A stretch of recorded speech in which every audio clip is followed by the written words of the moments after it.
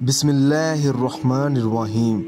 अल्लाह के नाम से शुरू करता हूँ जो बड़ा मेहरबान निहायत रहम वाला है। अस्सलामु अलैकुम नाज़रीन, उम्मीद करता हूँ कि आप सब लोग खैरियत से होंगे। आप देख रहे हैं हमारा channel Zoya life health care. अगर आपने अभी तक हमारा चैनल सब्सक्राइब नहीं किया तो ज़ोया लाइफ हेल्थ केयर को सब्सक्राइब करना हरगिज़ मत भूलें। सब्सक्राइब करने के बाद मज़ीद नोटिफिकेशंस हासिल करने के लिए बेल आइकॉन को दबाएं। आज हम इस वीडियो में आपको दुआए जमीला का एक ऐसा अमल बताएंगे। रमज़ान में आपको हर काम में कामयाबी मिलेगी अगर आपके कुछ बड़े काम हैं जो बिगड़े हुए हैं, या अगर आपकी किसी से कोई बात बिगड़ गई है, चाहे वो ख़ानदान में शख्स है चाहे वो ख़ानदान से बाहर का है। रमज़ान से पहले आपने ये 3 दिन अमल करना है। इंशाल्लाह ताला आपको ज़रूर कामयाबी मिलेगी। अमल बताने से पहले मैं आपको कुछ ज़रूरी बातें बता दूं। इस वीडियो को आखिर तक देखें ताकि आपको सही तरीके से समझ आ सके कि आपने अमल किस तरह करना है।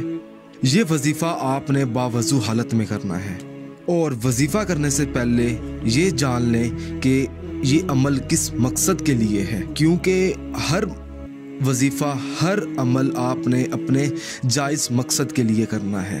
और इस अमल के साथ आपने 5 वक़्त की नमाज भी अदा करनी होगी। आपको इस वजीफ़े को आपने इसी तरीके से पढ़ना है जिस तरीके से मैं अभी आपको बताऊंगा। आपने करना ये है कि 3 दिन बिला नागा किसी भी दिन से शुरू कर सकते हैं, किसी भी नमाज के बाद, चाहे आप फजर कर लें, ज़ोहर कर लें, असर कर लें। मिसाल के तौर पर अगर आप फजर करते हैं, फजर की नमाज अदा की, उसके बाद आपने पहले बिस्मिल्लाहिर्रहमानिर्रहीम पढ़ी, उसके बाद आपने एक बार सूरत इखलास पढ़ी, 41 मरतबा सूरत अलम नशरह का आपने विर्द करना है।